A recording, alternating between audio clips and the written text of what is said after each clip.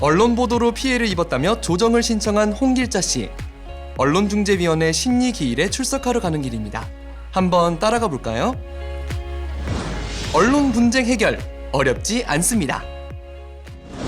긴장된 마음으로 언론중재위원회를 방문한 신청인 홍길자 씨. 오늘은 1차 심리기일인데요. 조금은 두렵고 떨리는 마음으로 입장합니다. 원만하게 잘 해결되면 좋겠죠? 어떻게 진행되는지 지켜볼까요? 심리 전 홍길자 씨는 보도를 한 언론사인 피신청인이 보내온 답변서를 미리 검토하고 있네요. 피신청인은 신청인의 주장과 관련해 답변서를 미리 제출할 수 있고 신청인에게도 공유됩니다. 언론사에서는 보통 전권을 위임받은 부장, 국장 등 책임자급이 대리인으로서 출석합니다. 그리고 중재부 판단 및 허가 여부에 따라 양측 사건 관계자의 방청도 가능할 수 있습니다. 앞선 사건의 심리가 늦어지는 경우 입장이 다소 지연될 수 있는 점은 양해 부탁드릴게요.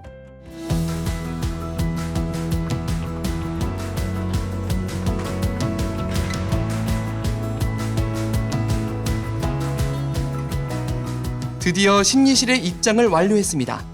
심리는 30분에서 1시간 정도 소요되는데요. 사전에 서로 자료를 공유해서 당사자 모두 사건을 숙지한 상태이기 때문에 이 자리에서는 서로 합의점을 찾는 과정이 중점적으로 이루어집니다. 중재위원은 현직 부장판사를 비롯해 변호사, 학자, 전직 언론인으로 구성되어 있습니다. 여기서 잠깐! 조정은 비공개가 원칙!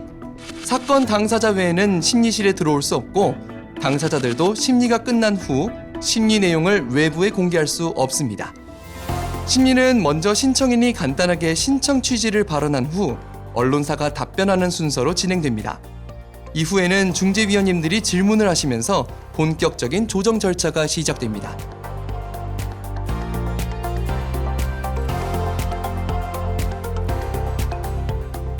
드디어 합의를 끝내고 심리가 종료되었네요. 결과는 어떻게 되었을까요? 다행히 언론사에서 정정 보도를 하는 것으로 조정이 성립됐습니다. 조정은 보통 1회로 끝나지만 추가 협의나 증거 자료 제출이 더 필요한 경우 2차, 3차까지 기일이 잡히기도 합니다. 자, 이제 마지막으로 조정 합의서 작성만을 남겨두었는데요. 조정 합의서에 서명을 하면 판결이 확정된 것과 동일하게 취급됩니다. 따라서 합의서에 서명하기 전 합의서 내용을 꼼꼼하게 확인해야 한다는 것 잊지 마세요. 소송 과정을 거치지 않고 당사자 간 원만한 합의로 사건이 잘 해결되었네요. 홍길자 씨의 표정도 한결 밝아 보입니다. 물론 조정이 성립되지 않을 수도 있어요. 당사자 간 조정이 이루어지지 않는 경우 중재부는 조정 불성립 결정을 내립니다. 조정이 성립되거나 불성립되는 경우 외에 중재부는 조정을 가름하는 결정, 이른바 직권 조정 결정을 내릴 수 있는데요. 신청인의 주장이 타당하다고 판단되는 경우 중재부가 여러 사정을 고려해 직권으로 조정 결정을 내리는 것입니다.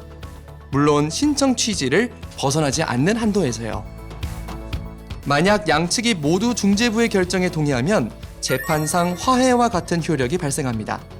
반면 한쪽이라도 이의 신청을 한다면 중재부는 모든 기록을 관할 법원에 이송합니다. 즉 자동으로 소를 제기하게 되는 것이죠. 이때는 법원의 판단을 받는 수밖에 없습니다.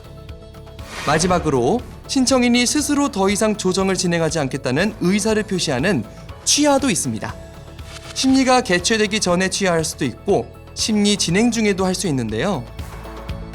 조정 성립 전에 만족할 만한 결과를 이미 얻었거나 조정 과정이 만족스럽지 않아서 곧바로 소송으로 갈 때 또는 더 이상 다투고 싶지 않아서 종결하는 경우가 바로 취하 과정에 해당합니다. 조정 심리 진행 과정을 영상으로 먼저 소개해드렸는데요. 어떠셨나요? 도움이 좀 되셨을까요? 조정 과정은 갈등을 해결하는 자리인 만큼 서로 한 발씩 양보하는 자세가 필요합니다. 시간과 비용이 많이 소요되는 소송 전에 언론중재위원회 조정 제도를 통해 신속한 분쟁 해결하시기를 바라겠습니다.